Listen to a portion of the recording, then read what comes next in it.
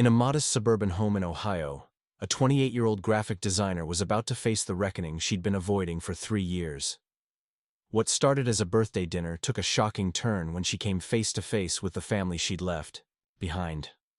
Maya Thompson wasn't your typical estranged daughter. For years, she had spent her life building a successful career in Portland, known for her fierce independence and artistic vision. When she encountered her brother's explosive anger at their father's 60th birthday celebration, she had no idea she was walking into a confrontation that would shatter every assumption about love and belonging. Maya's decision to finally come home would lead to revelations that cut deeper than any blade. What began as an obligation to show up would become a battle for the soul of the Thompson family. The quiet suburban house would never be the same after 3 years of buried secrets, unspoken resentments, and the devastating truth about what it really means to choose authenticity over acceptance. Before we jump back in, tell us where you're tuning in from. And if this story touches you, make sure you're subscribed, because tomorrow, I've saved something extra special for you. Maya's hands gripped the steering wheel tighter as she turned onto Maple Street, the familiar suburban landscape of her childhood, unfolding like pages from a book she'd tried to forget. 3 years had passed since she'd driven these streets, yet every crack in the sidewalk, every faded stop sign seemed frozen in time. Sam reached over from the passenger seat, her fingers finding Maya's wrist. "You're doing that thing again," Sam said quietly, her photographer's eye catching the telltale signs of Maya's anxiety. The slight tremor in her jaw, the way her shoulders had crept toward her ears. "What thing?" Maya asked, though she knew exactly what Sam meant. The emotional armor she'd spent years perfecting was already sliding into place, preparing for battle. Building walls before we even get out of the car. The Thompson house materialized ahead, a modest 2-story colonial with navy blue shutters and Linda's carefully tended rose bushes flanking the front steps. Maya's childhood bedroom window faced the street, its glass reflecting the late afternoon sun like a closed eye. She pulled into the driveway behind Jake's familiar pickup truck, its tailgate bearing new dents that spoke of hard work and harder living. "Showtime," Maya whispered, more to herself than to Sam. The front door opened before they'd even finished gathering their bags. Emma emerged first, her face lighting up with genuine joy that cut through Maya's defenses like a warm knife through butter. At 22, Emma had grown into herself in ways that made Maya's chest tighten with missed time. Longer hair, more confident posture, eyes that held wisdom Maya didn't remember being there 3 years ago. "Maya!" Emma's embrace was fierce and unapologetic, the kind of hug that said, "I've missed you every single day," without speaking the words aloud. Over Emma's shoulder, Maya caught sight of Linda hovering in the doorway, her hands twisting a dish towel like a rosary. "Hi, baby!" Linda called out, her voice carrying that particular strain Maya remembered from childhood, the tone that meant mom's trying to hold everything together. Linda's hair had more gray than Maya remembered, and there were lines around her eyes that hadn't been there during their last stilted phone conversation 6 months ago. Sam stepped forward with the easy grace that had first caught Maya's attention in a Portland coffee shop 2 years earlier. "Mrs. Thompson, I'm Sam. Thank you for having me." Linda's smile flickered, genuine but uncertain. "Of course, dear. We're so glad you could make the trip." The pause that followed stretched like taffy, filled with everything nobody was saying. Maya found herself cataloging the subtle changes. Fresh paint on the porch, new numbers on the mailbox, Linda's careful use of "we" when Maya wondered if Bob had agreed to that sentiment. "Where's Dad?" Maya asked, shouldering her bag with practiced casualness. "Workshop," Emma said, shooting a quick glance at Linda. "He's been focused on a project all week." Maya translated the family code without effort. "Dad's avoiding this until he absolutely can't." Some things never change. The interior of the house felt like stepping into a museum of her former life. The same burgundy couch dominated the living room, though it bore new throws that couldn't quite hide the wear patterns Maya remembered. Family photos lined the mantel in their familiar configuration, but her eyes caught on the gaps, spaces where pictures of her had been quietly removed or relocated. "Your rooms," Linda began, then stopped, her hands returning to their nervous dance with the dish towel. "Converted to storage," Emma finished gently. But we set up the guest room for you both. It's really comfortable. Maya nodded, filing away another small wound. Of course they'd reclaimed her space. Why preserve a shrine to someone who'd abandoned ship? Sam's hand found the small of Maya's back, a subtle anchor that kept her grounded as they followed Linda up the stairs. The guest room was carefully neutral, beige walls, generic artwork, nothing that might trigger memories or suggest emotional investment. It was the kind of space reserved for distant relatives and awkward family friends. Dinner's at 6, Linda said, lingering in the doorway. Your father wanted something special for his birthday, so I'm making that pot roast he loves. The one with the little potatoes you used to. She caught herself, the sentence dying between them like a small bird hitting glass. After Linda retreated, downstairs, Maya sank onto the guest bed's unfamiliar mattress. Sam closed the door with a quiet click, then sat beside her, close enough to touch, but giving Maya space to breathe. This is harder than you expected, Sam observed. It wasn't a question. Maya stared at her hands, noting how her cuticles had suffered during the drive from Portland. I knew it would be awkward. I forgot how they could make me feel, like a stranger in my own skin without saying a word. Emma seems happy to see you. Emma's different. She always has been. Maya's voice softened. When I came out, when everything imploded, she was the only one who didn't look at me like I'd grown a second head. She just asked if Sam was nice to me and if I was happy. A knock interrupted them. Emma's signature rhythm, 2 quick taps followed by a pause. Maya called her in, grateful for her sister's perfect timing.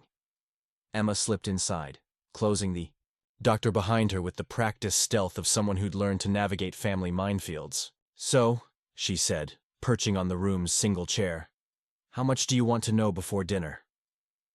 Maya and Sam exchanged glances. All of it, Maya said. Emma's expression grew serious. Jake's not good. The divorce finalized last month, and he's been living above the shop since February. He's working too much, drinking too much, and he's angry about everything. Mom's been trying to hold everyone together with sheer force of will, which is about as effective as you'd expect. And Dad... She paused, choosing her words carefully. Dad talks about you sometimes. Usually when he's had a beer and thinks, nobody's listening. It's not mean. It's just sad. Maya felt something crack inside her chest. She'd prepared for anger, for recrimination, for the cold shoulder she'd received during brief holiday phone calls. She hadn't prepared for sad. Jake blames me, Maya said. It wasn't a question. Emma's silence was answer enough. For what, specifically?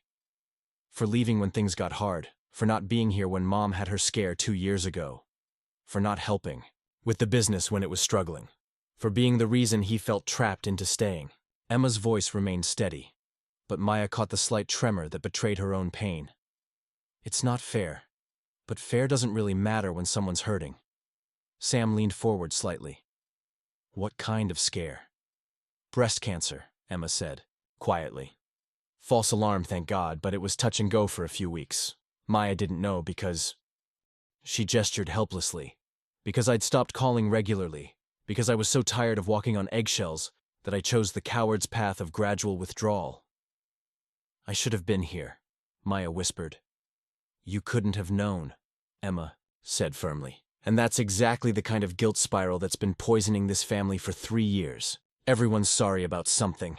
Everyone's angry about something else, and nobody talks about any of it directly. The sound of footsteps on the stairs made them all freeze. Heavy boots, measured pace. Jake, heading toward his old room at the end of the hall. The footsteps paused outside their door, and Maya held her breath, wondering if he'd knock, if he'd say something, if 3 years of silence might crack in this moment. The footsteps resumed, moving away. He knows you're here, Emma said unnecessarily. Is he going to dinner? Maya asked. He'll be there. Dad made it clear this wasn't optional. Emma stood, smoothing her jeans with nervous hands that reminded Maya sharply of Linda. I should help Mom with the potatoes. She's been cooking since noon, which means everything will be either perfect or destroyed by the time we sit down. After Emma left, Maya and Sam sat in the gathering dusk of the guest room, listening to the familiar sounds of the Thompson household preparing for dinner. Pots clanging in the kitchen, the distant murmur of the television, the occasional creak of floorboards overhead as Jake moved around his childhood room. "We could leave," Sam said quietly. "Drive back to Columbus tonight. Catch a flight tomorrow. You don't owe them this weekend." Maya considered it. Truly considered it. 3 years ago, that's exactly what she would have done. Cut and run before the real damage could be inflicted. But something about Emma's tired eyes, about Linda's careful hope, about the empty spaces on the mantel where her pictures used to be, made her shake her head. "No," she said, surprising herself with the firmness in her voice. "I came here for a reason. Maybe it's time I figured out what that reason is." From downstairs, Linda's voice carried up through the old house's thin walls. "Dinner in 15 minutes!" Maya stood, checking her reflection in the guest room's generic mirror. Same dark hair, same stubborn chin, same eyes that held too much of Bob's intensity for anyone's comfort. But something was different now. A set to her shoulders that hadn't been there when she'd walked up those front steps an hour ago. "Ready?" Sam asked, standing beside her. "No," Maya said, taking Sam's hand. "But I'm done running away." They headed downstairs together, toward whatever waited in the dining room, toward the reckoning that had been 3 years in the making. They headed downstairs together, toward whatever waited in the dining room, toward the reckoning that had been 3 years in the making. The dining room table had been set with Linda's good china, the pattern Maya remembered from childhood Sunday dinners and birthday celebrations. The familiar blue roses seemed faded now, or perhaps Maya's memory had painted them brighter than they ever were. Bob sat at the head of the table, his salt and pepper hair neatly combed, wearing the navy button-down shirt Maya had given him for Father's Day 4 years ago. He looked older, deeper lines around his eyes, a slight stoop to his shoulders that hadn't been there before. When Maya entered the room, his gaze met hers for exactly 3 seconds before sliding away to focus on his water glass. "Dad," Maya said, her voice steadier than she felt. "Maya." His acknowledgement was neutral, carefully devoid of warmth or anger. It was the voice he used with customers at the shop, polite, professional, distant. Jake emerged from the kitchen, carrying a basket of Linda's homemade rolls, his movements sharp with barely contained energy. He'd changed from his work clothes into dark jeans and a black t-shirt that made his recent weight loss more apparent. When he saw Maya, something flickered across his face, a complex mix of emotions too quick to parse. "Sam," Jake said with forced politeness, setting the basket down with more force than necessary. "Welcome to the Thompson family circus." Sam smiled, seemingly unbothered by the edge in his voice. "Thanks for having me." Linda bustled in with the pot roast, her cheeks flushed from the kitchen's heat and what Maya recognized as stress-induced hyperactivity. "Everyone sit, please. The roast is perfect and the potatoes are just how Bob likes them." Maya found herself seated directly across from Jake, with Sam beside her and Emma serving as a buffer between Jake and Bob. The arrangement felt strategic, as if Linda had spent considerable time planning the least explosive seating configuration. Bob carved the roast with mechanical precision, each slice falling onto the platter in neat, uniform portions.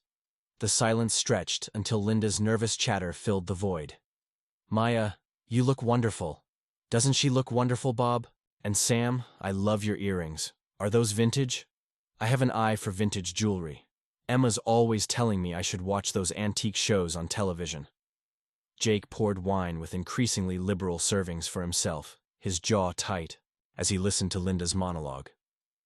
Maya watched him over the rim of her water glass, noting the calluses on his hands, the grease permanently embedded under his fingernails despite obvious scrubbing, the way his shoulders carried tension like armor. "So, Maya," Bob said suddenly, cutting through Linda's stream of consciousness, "how's the graphic design business treating you?" The question sounded innocent enough, but Maya caught the subtle emphasis on business, as if he were questioning whether her career qualified as legitimate work. "It's going well," Maya replied carefully. "I just finished a campaign for a sustainable fashion company. We're hoping to expand into—" "Sustainable fashion," Jake interrupted, his voice carrying a bitter edge. That's gotta pay better than fixing cars with your hands. He took a long drink of wine, his eyes never leaving Maya's face. Jake, Linda warned softly. What? I'm just asking about Maya's fancy Portland life, since we never hear about it, otherwise. The temperature in the room seemed to drop several degrees. Emma shifted uncomfortably in her chair, while Bob continued cutting his meat with deliberate focus. I've been busy, Maya said, hating how defensive she sounded. Right. Busy. Jake's laugh held no humor. Too busy for phone calls. Too busy to visit. Too busy to give a damn about what happens here. That's not fair, Maya shot back, her carefully maintained composure beginning to crack. Isn't it? Jake leaned forward, wine loosening his tongue and his inhibitions. When's the last time you called Mom? Really called, not just those 5-minute check-ins where you ask how everyone is but don't actually listen to the answer? Maya's face flushed. 6 months, Jake continued, his voice rising. 6 months since you bothered to call. And before that? 8 months. I keep track, Maya. Someone has to. Jake, please, Linda pleaded, tears already forming in her eyes. But Jake was beyond stopping now. 3 years of accumulated resentment poured out like water from a broken dam. Do you know what happened while you were too busy living your authentic life in Portland? Mom got diagnosed with a lump in her breast. Spent 3 weeks thinking she might die. And you know who was here holding her hand in the waiting room? Me. Not you. Me. Maya's stomach dropped. I didn't know.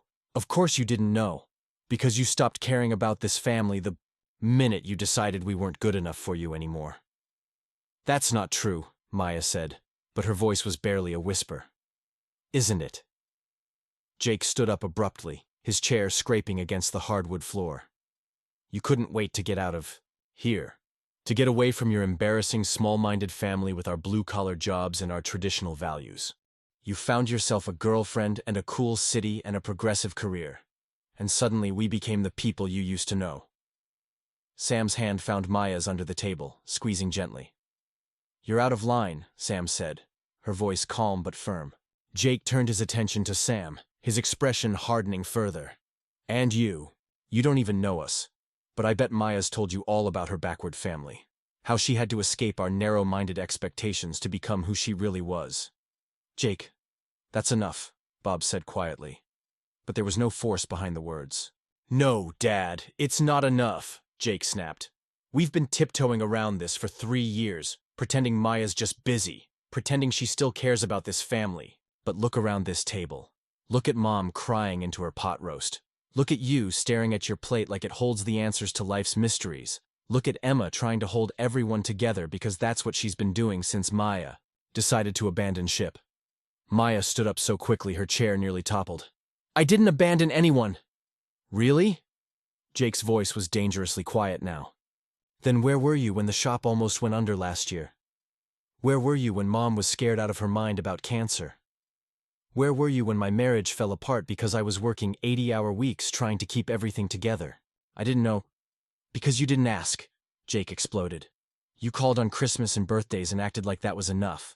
Like checking a box labeled family obligations was the same as actually being part of this family. Tears were streaming down Maya's face now, but Jake showed no signs of slowing down. You want to know what I think, Maya? I think you're selfish. I think you used coming out as an excuse to cut ties with anyone who didn't immediately celebrate every choice you made. I think you convinced yourself we were the problem so you wouldn't have to feel guilty about walking away. Jake Thompson, that is enough. Linda's voice cracked like a whip, louder than Maya had ever heard her mother speak. But Jake wasn't finished. You're the reason this family's broken, Maya. We were fine before you decided we weren't worth your time anymore. The words hung in the air like a toxic cloud. Maya stared at her brother. This man who'd once been her closest confidant, her partner in childhood adventures, her biggest supporter. Now he looked at her with such naked anger and pain that she could barely breathe. Bob slowly placed his fork on his plate, the small sound unnaturally loud in the sudden silence. When he spoke, his voice was quiet, but carried the weight of finality. Things were better before you came back. The words hit Maya like physical blows. She'd prepared for Jake's anger, had expected his resentment. But hearing her father confirm her brother's accusations, hearing him reduce her presence to a problem that needed solving, that shattered something inside her chest that she hadn't even known was still intact, Linda gasped, her hand flying to her mouth. Emma made a small, wounded sound. Sam pushed back from the table, her protective instincts overriding social courtesy. "Bob," Linda whispered, her voice broken. But Bob wouldn't meet anyone's eyes. He stared at his untouched birthday dinner, his hands folded in his lap like a man awaiting judgment. Maya felt the room spinning around her, the familiar dining room becoming foreign and hostile. The family photos on the wall seemed to mock her, images of holidays and celebrations from which she was now permanently exiled. The blue roses on the china blurred through her tears until they looked like bruises. "Maya," Sam said softly, standing and reaching for her. But Maya was already moving, pushing past Emma's outstretched hand, past Linda's tearful protests, past Jake's stricken expression as he seemed to realize he'd gone too far. She ran from the dining room, up the stairs, past the converted storage room that used to be her sanctuary, and into the guest room that felt like a prison. She slammed the door behind her and sank onto the unfamiliar bed, her body shaking with sobs that felt like they were tearing her apart from the inside. 3 years of distance, 3 years of building a new life, 3 years of convincing herself that she'd made the right choice. All of it crumbled in the space of a single dinner conversation. Behind the closed door, she could hear the muffled sounds of the family she'd apparently destroyed simply by existing. Linda's tears, Emma's attempts at peacemaking, the scrape of chairs as people abandoned the wreckage of Bob's birthday dinner. And underneath it all, the terrible silence of truth finally spoken aloud. Behind the closed door, she could hear the muffled sounds of the family she'd apparently destroyed simply by existing. Maya pressed her face into the guest room's generic pillows, trying to muffle her sobs. But the walls were thin and the house held sound like a grudge. Linda's voice drifted up through the floorboards, pleading with Bob to go upstairs, to say something, to fix this. His response was too quiet to hear, but the heavy silence that followed spoke volumes. Footsteps on the stairs, Sam's lighter tread, familiar and comforting. The door opened softly, and Maya felt the mattress dip as Sam sat beside her. For several minutes, Sam said nothing, just placed a gentle hand on Maya's back as the sobs gradually subsided into hiccuping breaths. "I should have left," Maya whispered into the pillow.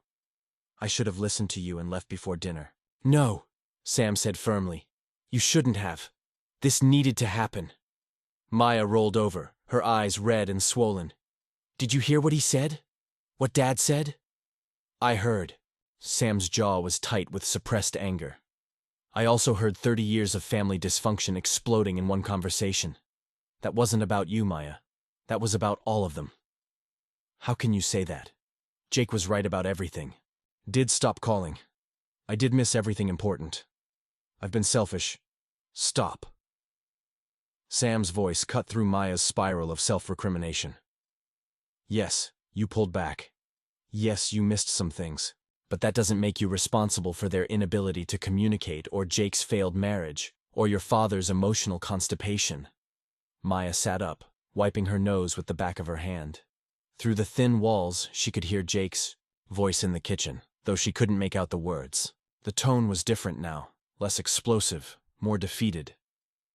"I keep thinking about the last time I was here," Maya said quietly. "When I told them about us, about who I really was."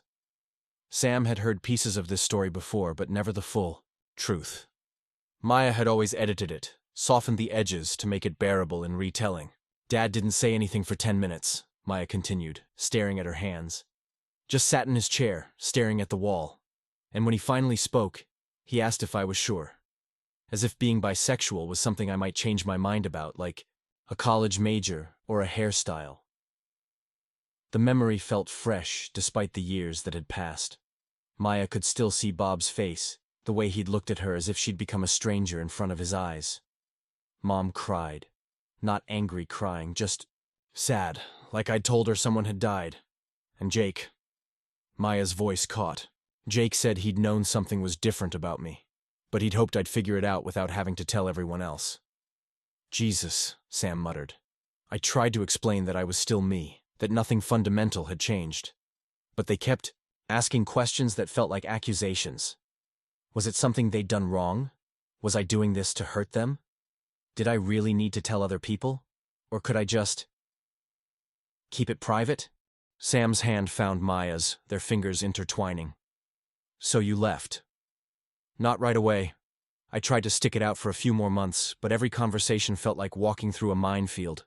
They'd ask about my life, but I could tell they didn't really want to hear the answers. When I mentioned dating someone, Mom would change the subject. When I talked about work events or activism, Dad would suddenly remember something he needed to do in the garage.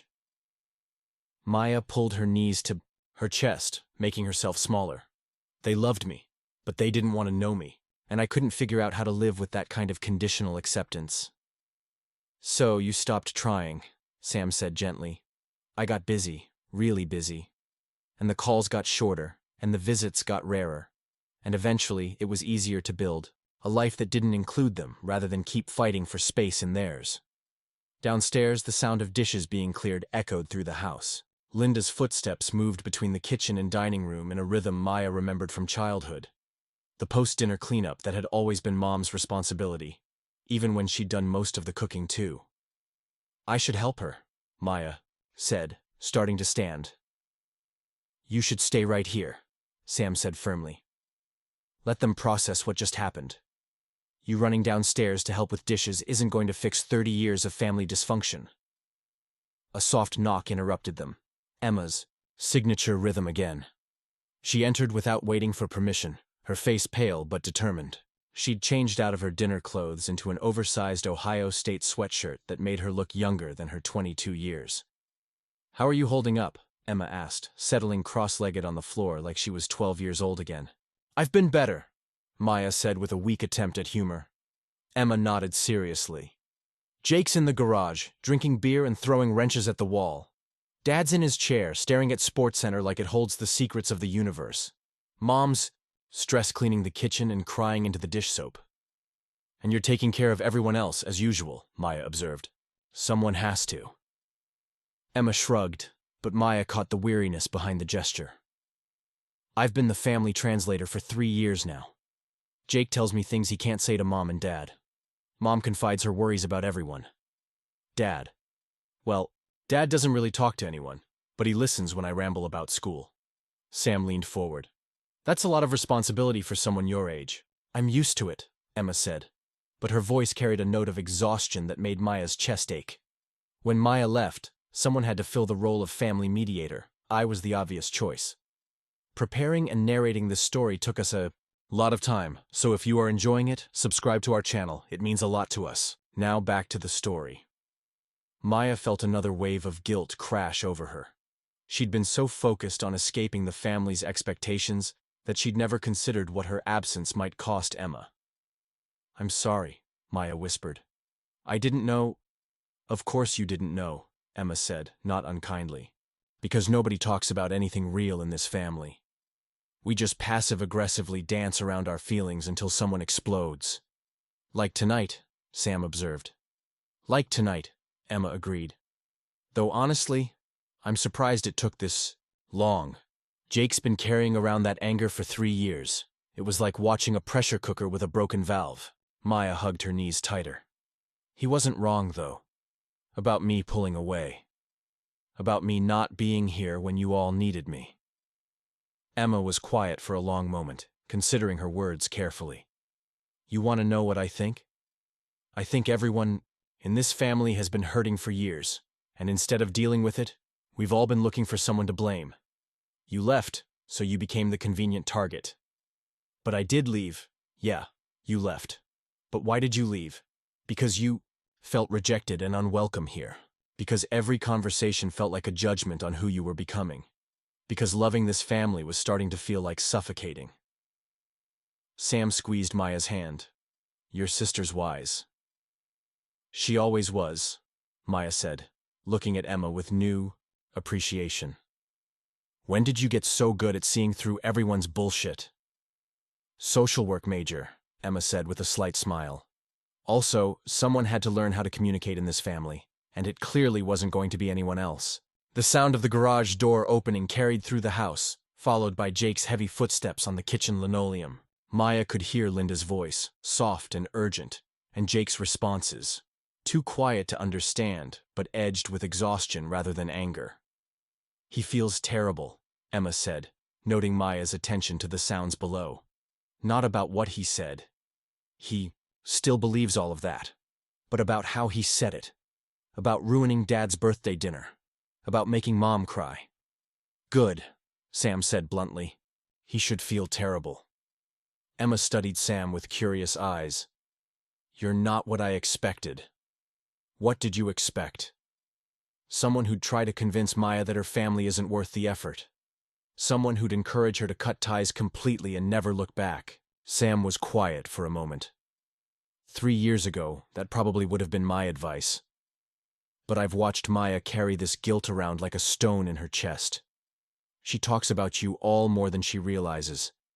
She worries about whether your mom is eating enough vegetables, whether your dad is taking his blood pressure medication, whether Jake is drinking too much after his divorce. Maya blinked in surprise.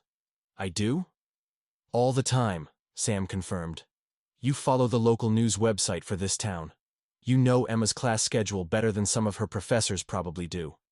You've been living half your life here in your head, even while your body was 3 states away." "I didn't realize." Maya trailed off, processing this revelation about herself. "The thing is," Sam continued, "you can't have a relationship with people in your imagination. At some point, you have to decide whether you want to do the hard work of rebuilding these connections in reality, or whether you want to let them go completely." Emma nodded slowly. "That's what tonight was really about. Jake forcing the choice. Because this middle ground where everyone's miserable but nobody talks about it? It's not sustainable." Maya stood up and walked to the guest room window, looking down at the backyard where she'd played as a child. The swing set was gone, replaced by Linda's vegetable garden. The old oak tree still stood sentinel in the corner, though it looked smaller than she remembered. Everything looked smaller. "I keep thinking about this treehouse Jake and I built. One summer," Maya said quietly. "We must have been 10 and 13. Dad helped us with the dangerous parts, but mostly we figured it out ourselves. It was crooked as hell, and half the boards were different sizes, but it was ours." Sam joined her at the window. "What happened to it?" "Storm took it down the winter I turned 16. I remember being heartbroken, even though I'd outgrown it years earlier. Dad said we could rebuild it, but I was more interested in boys and college applications by then." Maya's reflection looked ghostly in the window glass. "I wonder sometimes if that's what happened to our family. Life just knocked it down and we never bothered to rebuild." Emma came to stand beside them. The 3 women crowded around the small window like children watching for Santa Claus. "Maybe that's what we're doing now," Emma said softly. "Rebuilding. It's not going to look the same as before. It can't, because we're all different people now. But maybe it could be something new.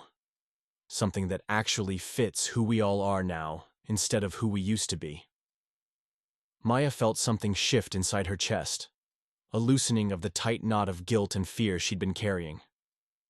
For the first time since walking into this house, she felt a spark of hope. "I don't know if Jake wants to rebuild anything with me," Maya said. "Jake's scared," Emma replied. "He's spent 3 years convincing himself that you abandoned the family because you didn't love us enough. If he lets himself believe that you left because you felt rejected, then he has to examine his own role in making you feel that way. That's harder." The house had grown quiet below them, the post-explosion exhaustion settling over the Thompson family like fog. Maya knew that tomorrow would bring its own challenges, its own conversations that couldn't be avoided. But for now, standing between Sam and Emma at this window overlooking her childhood, she felt something she hadn't experienced in 3 years. She felt like she might actually belong here again. She felt like she might actually belong here again. That fragile hope carried Maya through a restless night of broken sleep and anxiety dreams. By morning, the house felt different. Not lighter exactly, but somehow cleaner, as if the explosion at dinner had cleared away years of accumulated emotional debris. Maya found Emma in the kitchen at 7 a.m., already dressed and nursing a cup of coffee while scrolling through her phone. Linda's absence was notable. Usually, she was the first one up, preparing breakfast as if feeding people could solve any problem. "Mom's still sleeping," Emma said without looking up. She took one of her migraine pills around midnight. Maya poured herself coffee from the pot Emma had made, noting the industrial strength her sister preferred. "Where is everyone else?" "Dad's at the shop. He always opens early on Saturdays. Jake's." Emma paused, considering. "Actually, I'm not sure where Jake is. His truck's gone." They sat in comfortable silence for a few minutes, the kitchen gradually brightening as morning sun filtered through Linda's sheer curtains. Maya studied the room, noting the small changes that marked the passage of time. New appliances, fresh paint, a different set of canisters on the counter. But the essentials remained the same. Linda's collection of ceramic roosters, the family calendar hanging beside the refrigerator, the small television in the corner perpetually tuned to the morning news. "Emma," Maya said carefully, "last night you mentioned things I missed. Mom's health scare, the business troubles. I need to know. All of it." Emma set down her coffee mug, her expression growing serious. "Are you sure? Some of it's going to be hard to hear." "I'm sure." Emma was quiet for a moment, organizing her thoughts. "It started about 2 years ago. Mom found a lump during a self-exam. It was small, probably nothing, but you know how she is. She convinced herself she was dying before she even saw the doctor." Maya's stomach clenched. She remembered Linda's tendency toward catastrophic thinking. How a simple headache could become a brain tumor in her mother's anxious mind. "She didn't tell Dad right away," Emma continued. "You know how he gets about medical stuff. All stoic and practical until he's not. She made the appointment, got the mammogram, and when they called her back for more tests, she finally broke down and told him." "When was this?" "March 2 years ago. Right around the time you were supposed to visit for Easter but canceled, because of that client deadline." Maya felt the familiar stab of guilt. She remembered that cancellation, a logo design project that had grown unexpectedly complex, requiring weeks of additional work. At the time, it had seemed like a reasonable, professional priority. "The waiting was the worst part," Emma said. 3 weeks between the callback and the biopsy results. Mom barely slept, barely ate. She kept researching survival rates online, which made everything worse. Jake was working double shifts because Dad was useless. He'd just sit in his chair, staring at nothing, like he was practicing being a widower. The mental image of Bob preparing for loss in his methodical way made Maya's chest ache. "I drove down from Columbus every weekend," Emma continued. "Jake was handling the shop stuff, but someone needed to manage Mom's anxiety spirals. She kept talking about all the things she'd never get to see. Your wedding, grandchildren, my graduation. She made me promise to take care of everyone if something happened to her." Maya set down her coffee cup with shaking hands. "Jesus, Em, you were 20. That's not... No one should have to carry that." "I was fine," Emma said quickly, then caught herself. "No, actually I wasn't fine. I was terrified and angry and completely overwhelmed. But what choice did I have? Dad had shut down completely. Jake was barely holding the business together, and you..." She trailed off. "And I wasn't here," Maya finished quietly. "No, you weren't. And I was so angry about that. Not just because we needed help, but because Mom kept asking about you. Whether she should call you, whether you'd want to know, whether you'd come home if she asked." Maya felt tears threatening again. "What did you tell her?" "I told her to call you. She picked up the phone a dozen times but never dialed. She was convinced you'd think she was being dramatic, or that you'd feel obligated to come home out of guilt rather than love." The accuracy of Linda's prediction hit Maya like a physical blow. Would she have come home? Or would she have found reasons to delay, to handle the crisis from a distance, to protect herself from the emotional intensity? That seemed to define every interaction with her family. "The biopsy came back benign," Emma continued. "Just a cyst, nothing dangerous. But by then, the crisis had revealed all these fault lines in the family that we'd been pretending didn't exist. Mom had a breakdown about how isolated she'd felt. Dad had to confront the fact that he'd been completely useless when his wife needed him most. And Jake." Emma paused, refilling her coffee cup with the deliberate movements of someone buying time to choose her words carefully. Jake held everything together during those 3 weeks. The shop, Mom's medical appointments, Dad's emotional paralysis, and when it was over, when we all went back to pretending everything was normal, he just broke. Not dramatically, not all at once, but something in him shifted. Maya thought about her brother's explosive anger the night before. The years of accumulated resentment that had poured out like poison from a lanced wound. That's when his marriage started falling apart, Emma said. Sarah was supportive during the crisis, but afterward, Jake couldn't seem to turn off the caretaker mode. He was working 70-hour weeks, taking care of Mom and Dad, trying to save the business. Sarah felt like she was married to a ghost. "What about the business?" Maya asked. "You mentioned it was struggling." Emma's expression darkened. The economy hit small auto repair shops hard. People were holding onto cars longer, doing basic maintenance themselves, going to chain shops for cheaper service. Dad's old-school approach, building relationships, taking time with customers, couldn't compete with quick lube places and online parts suppliers. Maya knew Bob's business philosophy. He treated customer cars like they belonged to family members, explaining every repair in detail, refusing to do unnecessary work even when it would have been profitable. It was an admirable approach that had built decades of customer loyalty, but it wasn't necessarily sustainable in a changing market. "We almost lost the shop last year," Emma said quietly. Dad was too proud to ask for help, too stubborn to change his methods. Jake convinced him to modernize, computerized diagnostics, online scheduling, partnerships with parts suppliers. It worked, but it required Jake to basically run the business while Dad adjusted to the new reality. And Jake never told any of us how bad it was? Jake doesn't tell anyone anything. He just quietly fixes problems and resents the hell out of everyone for not noticing. Emma's frustration with her brother was evident. Sarah noticed, though. She tried to get him to talk about the stress he was carrying, to set boundaries with the family, to take care of his own marriage. But Jake saw that as being selfish, as abandoning his responsibilities. Maya was beginning to understand the full scope of her brother's anger. While she'd been building a new life in Portland, Jake had been holding their family together through crisis after crisis, sacrificing his own happiness in the process. "They divorced 6 months ago," Emma continued. Sarah said she felt like she was competing with the family for Jake's attention, and she was losing. Jake moved into the apartment above the shop and threw himself even deeper into work. "Where was I during all of this?" Maya asked, though she dreaded the answer. Emma pulled out her phone, scrolling back through their text message history. "Here," she said, showing Maya the screen. "December 15th last year.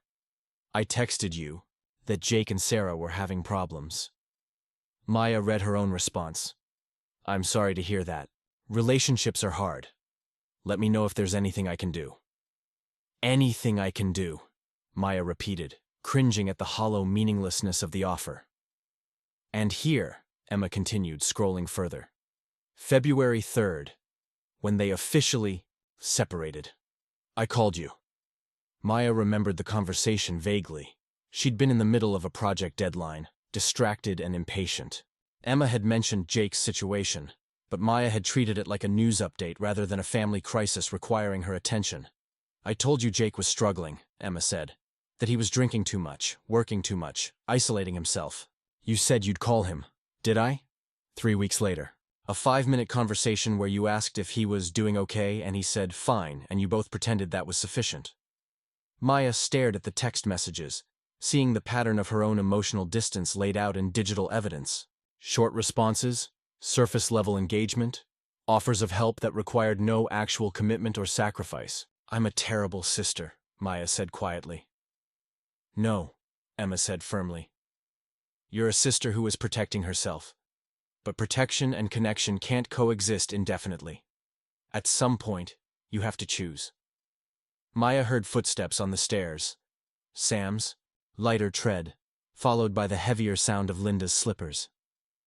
Her mother appeared in the kitchen doorway looking fragile and exhausted, her usually perfect hair disheveled, her eyes puffy from crying and medication. "Good morning, sweetheart," Linda said to Maya, her voice carefully neutral.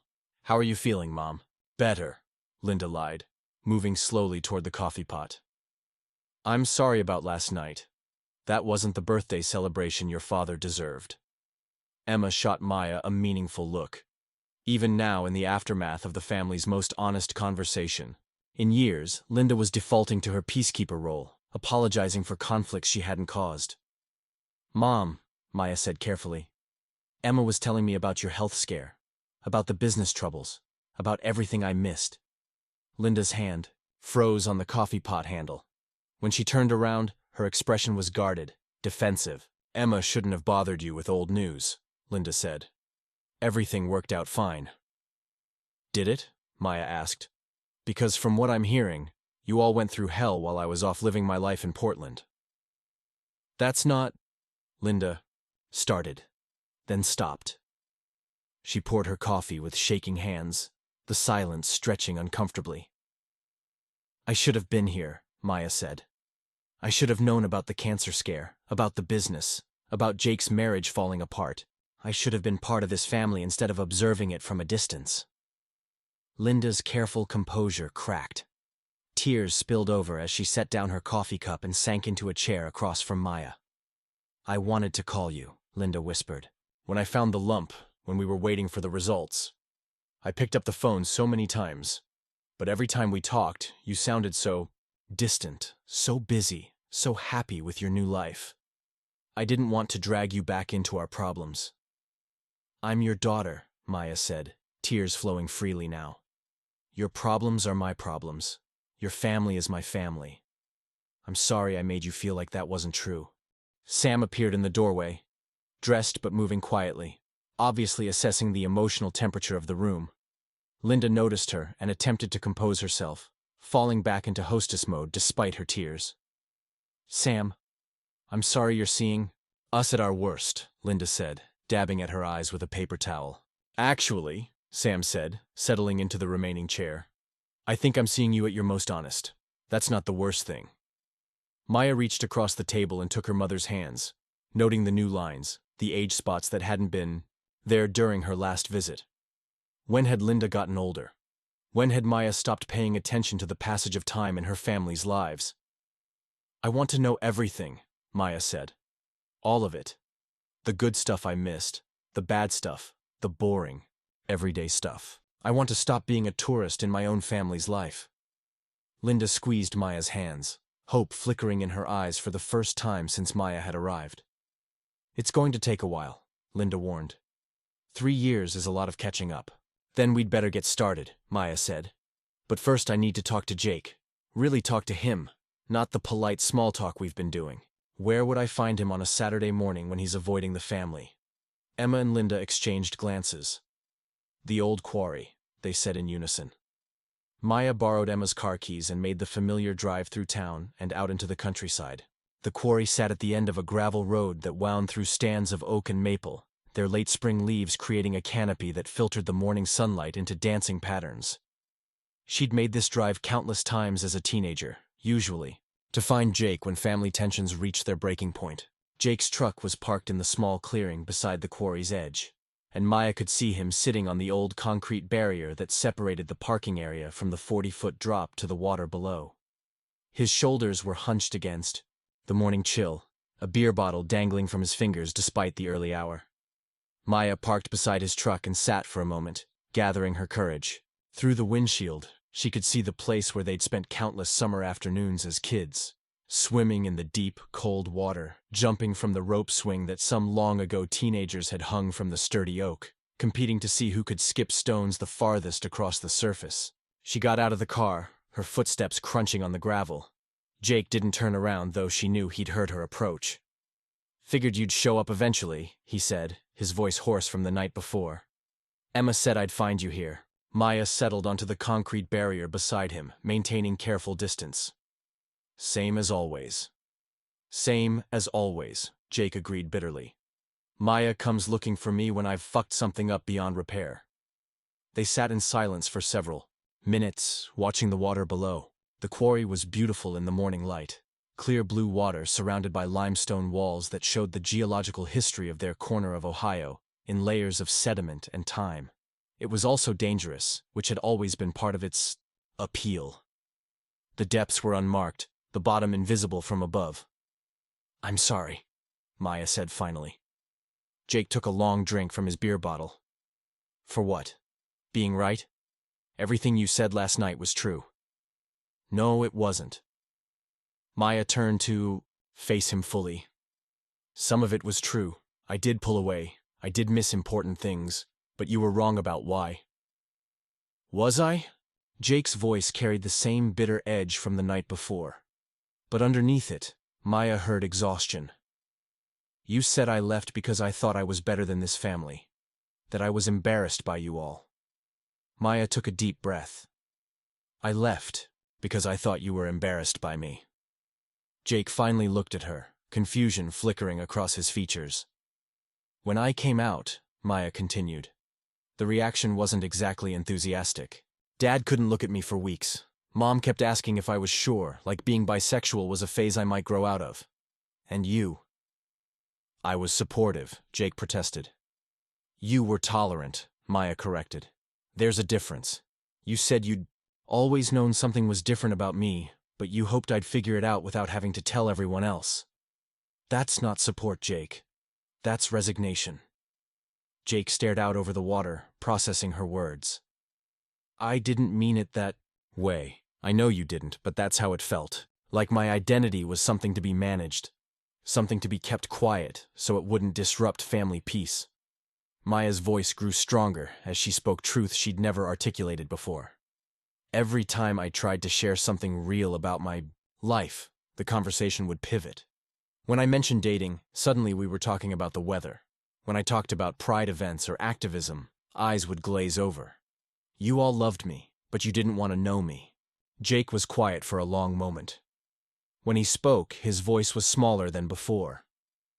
"We didn't know how to talk about it." "So you didn't. You just waited for it to go away.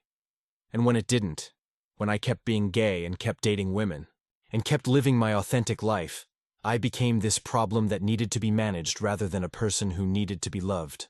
"That's not—" Jake started, then stopped. Fuck. Maybe it was. Maya felt something loosen in her chest at his admission. "I didn't leave because I thought I was better than you. I left because I couldn't figure out how to be myself and be part of this family at the same time. It felt like an impossible choice." Jake finished his beer and set the empty bottle beside him on the concrete. "So you chose yourself." "I chose survival," Maya said, "and I convinced myself that protecting myself was the same as not needing you. But I was wrong about that too." She pulled out her phone, scrolling to a photo from 6 months earlier. Her birthday dinner in Portland with Sam and their close friends. Everyone was laughing at something someone had said, faces bright with joy and alcohol and affection. "You see this?" She showed Jake the picture. "This was my birthday last year. Great friends, amazing girlfriend, perfect restaurant. I should have been completely happy." Jake studied the photo. "You don't look happy." "I wasn't. You know, what I was thinking about while everyone was toasting me? I was thinking about the birthday dinners we used to have here. Mom's terrible homemade cake that she'd stress about for days. Dad insisting on singing even though he can't carry a tune. You always giving me gag gifts that made everyone laugh." Maya swiped to another photo. Her work holiday party? All polished. Professionals in a sleek downtown venue. "This was my office Christmas party. I spent the whole night thinking about our Christmas mornings. Emma shaking us awake at dawn. Dad pretending to be grumpy about the early hour but secretly loving it. Mom taking 1,000 pictures of us opening presents." "Maya, I've been homesick for 3 years, Jake. Homesick for a family that I convinced myself didn't want me anymore. And instead of fighting for you, instead of doing the hard work of building bridges, I just left. I built a new life that didn't require me to be vulnerable with any of you." Jake was staring at the water again, but Maya could see tears tracking down his cheeks. "Emma told me about Mom's cancer scare," Maya said quietly. "About the business almost failing. About your divorce." Jake's shoulders tensed. "Emma talks too much. Emma's been carrying everyone's secrets for 3 years because she was the only one brave enough to stay connected to all of us. Maya's voice grew firm. Don't blame her for telling me things I should have known already. You couldn't have known. You weren't here. I wasn't here because I was scared, because every phone call felt like a test I was failing, because I couldn't figure out how to ask about your lives without risking rejection. Maya turned her body fully toward Jake. But that's my fault, not yours. I should have kept trying. I should have fought harder for this family, instead of protecting myself from it. Jake finally looked at her, his expression raw with pain. Do you know what it felt like when Mom got that diagnosis? The first person I wanted to call was you. Not Sarah, not Emma, not anyone else. You. Because you were always the one who knew how to handle Mom's anxiety, who could talk her down from her worst-case scenarios. Maya's breath caught. Why didn't you call me? Because I was afraid you wouldn't come, and I couldn't handle finding out for sure that we weren't important enough to bring you home. The words hung between them like a bridge neither had known existed. Maya felt the last of her carefully constructed defenses crumble. I would have come, she said quietly. If you'd called, if you'd told me how scared you were, I would have dropped everything and driven straight here. Would you? Or would you have found reasons to handle it from a distance?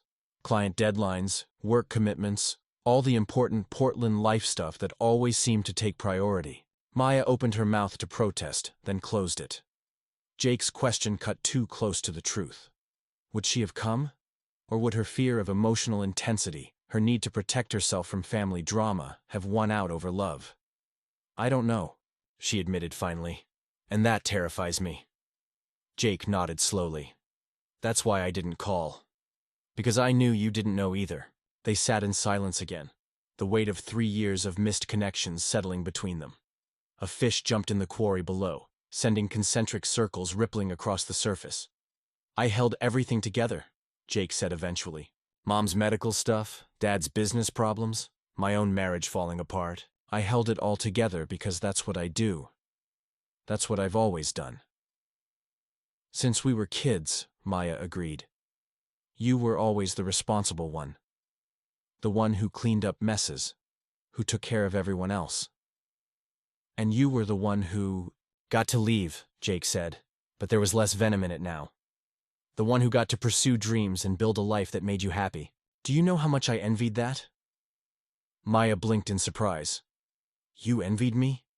God, yes.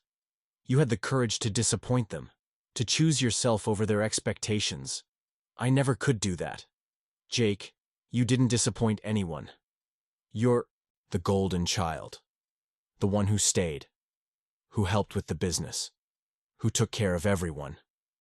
Jake laughed, but it was bitter.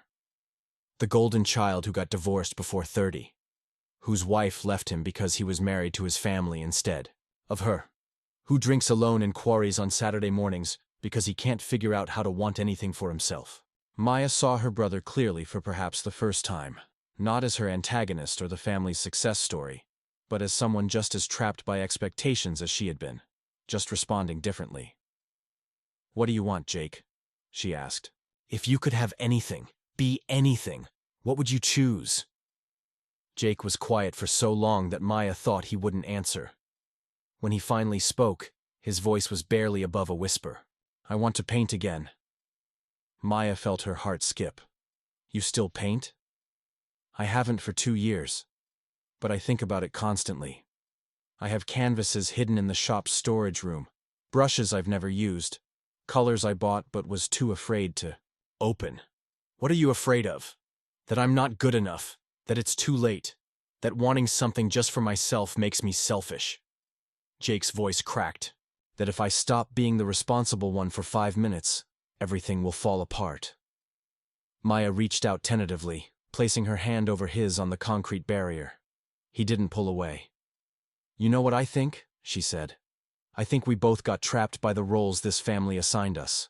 You were the responsible caretaker. I was the independent rebel. And we both forgot that we could be more than one thing. How do we change that? How do we be different after all this time? Maya looked out over the quarry, thinking about the question that had brought her home. Maybe we start by admitting that we don't know. Maybe we stop protecting ourselves from each other and start getting curious about who we really are now. Jake turned his hand over, palm up, and squeezed Maya's fingers. I missed you, he said simply. Even when I was angry, even when I blamed you for everything, I missed my sister. I missed you too, Maya said, tears flowing freely now. I missed my brother who taught me to skip stones and who always knew when I needed someone to talk to, and who used to make me laugh until my stomach hurt. They sat holding hands in the morning sunshine, two siblings who had lost each other for 3 years and were finally finding their way back. It wasn't a complete reconciliation. There were still conversations to be had, trust to be rebuilt, patterns to be changed. But it was a beginning. We should go back, Jake said eventually. Mom's probably cooking enough food to feed an army, and Dad's probably hiding in the garage pretending yesterday didn't happen. Probably, Maya agreed. Are you ready for that? Jake stood up, brushing dust off his jeans. No, but I'm tired of hiding out here feeling sorry for myself. Maya stood too, taking one last look at the quarry that had witnessed so many Thompson family dramas over the years. Jake, when we get back, will you show me your paintings? The ones you're hiding in the storage room? Jake's face flushed, but he nodded. They're probably terrible. I don't care. I want to see what you've been dreaming about. They walked back to their cars together, and for the first time in 3 years, Maya felt like she was walking toward home rather than away from it. They walked back to their cars together, and for the first time in 3 years, Maya felt like she was walking toward home rather than away from it. The drive back to town felt different somehow. The familiar streets less like a trap and more like a foundation, solid ground beneath her feet rather than quicksand threatening to pull her under.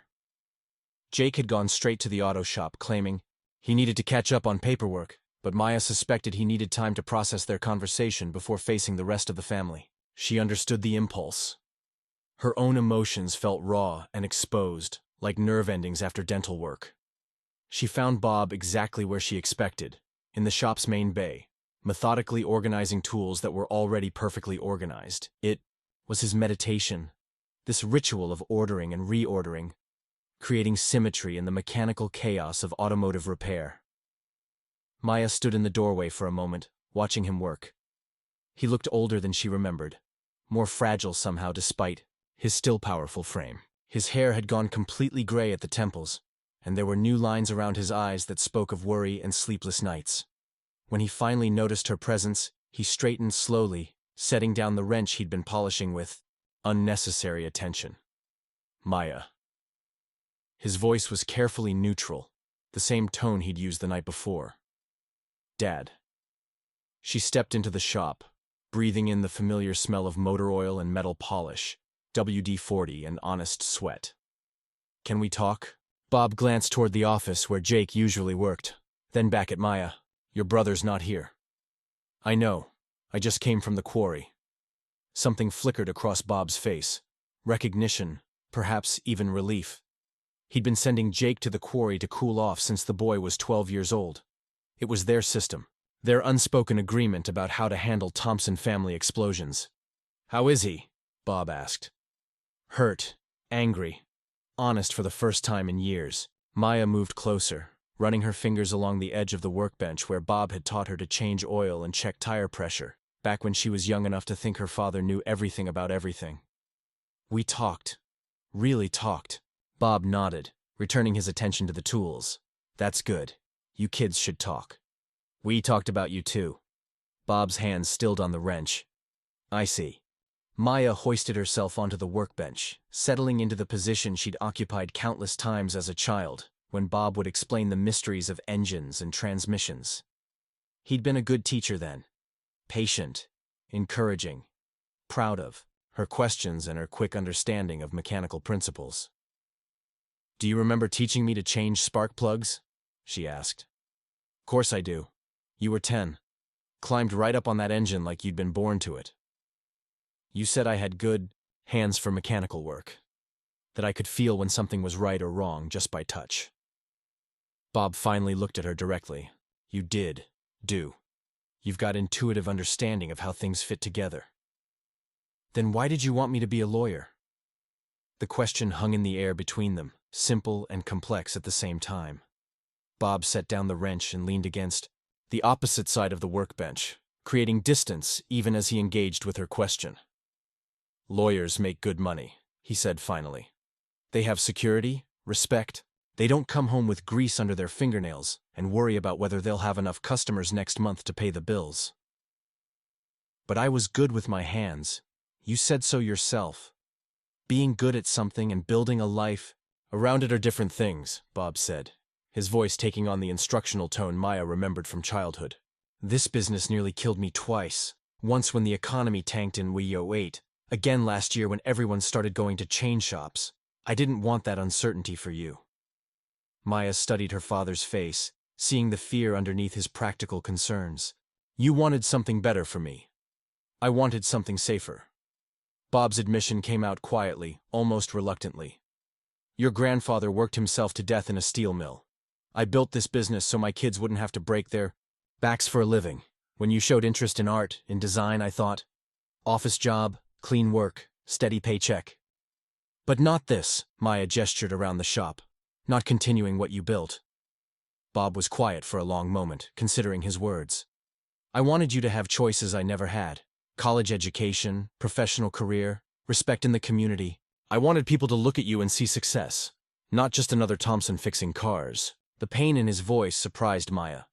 She'd never considered that her father might see his own work as somehow lesser, that his desire for her to pursue a different path might have been driven by his own insecurities rather than disappointment in her choices.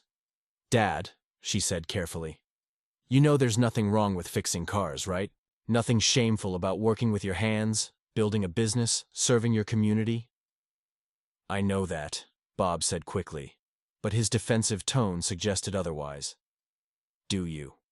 Because the way you talk about wanting something better for me, it sounds like you think what you do isn't good enough. Bob turned away, focusing on a diagnostic computer that clearly didn't need his attention. This isn't about me. Isn't it?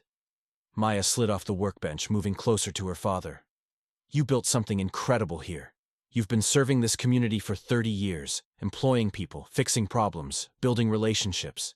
Jake told me you saved the business by adapting, by learning new technologies while keeping the personal touch that makes customers trust you. Jake did that, not me. Jake learned it from you. The work ethic, the commitment to quality, the understanding that business is about relationships, not just transactions. Maya's voice grew stronger as she spoke. I'm proud of what you built here. I always have been. Bob's shoulders tensed. Then why did you leave? The question Maya had been dreading, asked with such simple directness that it cut through all her prepared explanations and careful justifications. Because I didn't think you were proud of what I was building, she said quietly. Bob turned around slowly, confusion evident on his face. What do you mean?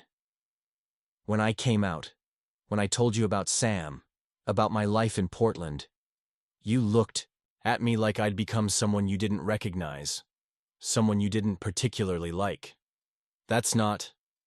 Bob started, then stopped. I was surprised, confused. I didn't know how to react. So you didn't react at all. You just withdrew. Stopped asking about my life, stopped showing interest in my work, stopped treating me like someone whose opinions mattered. Bob leaned heavily against the workbench, suddenly looking every one of his 58 years. I didn't know what to say. Your life became so different from anything I understood. The people you were dating, the causes you cared about, the way you talked about identity and authenticity. It was like you were speaking a foreign language. So instead of asking me to translate, you decided the conversation wasn't worth having. I was afraid, Bob admitted, his voice barely audible. Afraid I'd say the wrong thing. Afraid I'd hurt you or make you angry. Afraid you'd decide I was just another backward small-town dad who couldn't understand his sophisticated daughter. Maya felt tears threatening again. Dad, I never thought you were backward. Different from me, yes, but not backward. No? Because that's how I felt every time you talked about your life. Like I was too old, too set in my ways, too simple to understand the person you were becoming. They stood facing each other across the shop's central bay, father and daughter separated by 3 years of accumulated hurt and misunderstanding. Maya could see the pain in Bob's eyes, the genuine confusion of a man who'd tried to love his daughter the only way he knew how. "Can I tell you something?" Maya asked. "About my work, about why it matters to me." Bob nodded, settling onto a nearby stool with the careful movements of someone whose back had been protesting years of bending over engines. "Last month, I designed a logo for a non-profit that helps LGBTQ+ teenagers whose families have rejected them, kids who've been kicked out, cut off, told they're not welcome in their own homes anymore." Maya's voice grew stronger as she spoke. "The director told me that having professional quality branding helped them apply for grants, attract volunteers, look legitimate to potential donors. My design work literally helped them raise money to keep kids off the streets." Bob listened without interrupting, his expression thoughtful. "Before that, I worked on a campaign for a sustainable fashion company. Clothes made from recycled materials, fair wages for workers, transparency about environmental impact. It's not just about making pretty pictures, Dad. It's about using my skills to support causes I believe in, to help organizations that are trying to make the world a little better. That's good work," Bob said slowly. "Important work. It is, and I'm good at it. Not just the design part, but understanding what clients need, translating their values into visual language that connects with people." Maya paused. "I wish you'd asked me about it. I wish you'd been curious about what I was building instead of just disappointed that I wasn't building something else." Bob was quiet for several minutes, processing her words. When he spoke, his voice was thick with emotion. "I was proud of you," he said. "Am proud of you. I just didn't know how to show it. When you started talking about your work, about your causes, about your girlfriend, I felt like I was supposed to have opinions about things I didn't understand, so I stayed quiet instead of saying something stupid. But your silence felt like disapproval," Maya said. "Like you'd decided my choices weren't worth discussing." "God, Maya, no, never that." Bob looked directly at her for the first time since she'd entered the shop. "I may not understand all of it, but I can see that you're happy, that you've built a life that fits who you are. That's all I ever wanted for you. Then why did you say that things were better before I came back?" Bob winced as if she'd struck him. "Because they were easier. Not better. Easier. When you weren't here, I could pretend everything was fine. I could tell myself that you were just busy, that our family was just going through a rough patch. Having you here, seeing how much we've all hurt each other, it forces me to face things I've been avoiding." Maya felt something shift inside. Her chest, a loosening of tension she'd carried for so long she'd forgotten it was there. "What things?" she asked gently. "That I failed you. That I let my own fears and limitations damage my relationship with my daughter. That I've been so focused on providing for this family that I forgot how to connect with it." Bob's voice cracked. "That I might have lost you permanently because I was too proud to admit I didn't know how to love you the way you needed to be loved." Maya stepped closer, close enough to touch her father's weathered hands. "You didn't lose me, Dad. I'm right here. Are you? Or are you just visiting before you go back to your real life?" The question hung between them, honest and vulnerable, in a way that was completely unlike the Bob Thompson Maya remembered. She thought about Sam waiting at the house, about her apartment in Portland, about the clients and projects and carefully constructed life she'd built 3,000 miles away. "I don't know," she said honestly, "but I know I want to figure it out. I know I want to rebuild this relationship instead of just managing it from a distance." Bob nodded slowly. "I'd like that too, but I don't know how to be different than I've always been." "Maybe you don't have to be completely different. Maybe you just have to be curious. Ask me questions about my work, about Sam, about the things that matter to me. I'll try to be patient with your learning curve if you'll try to be interested in my answers." "I can do that," Bob said. "I want to do that." Maya reached out and took his grease-stained hands in hers, noting how much smaller they seemed than when she was a child, when they'd appeared capable of fixing anything that was broken. "There's something else," she said. "I want to understand this business better. Not because I'm planning to take over or anything, but because it's part of who you are. Part of our family's story. I want to know what you and Jake built together." Bob's eyes brightened for the first time since she'd arrived.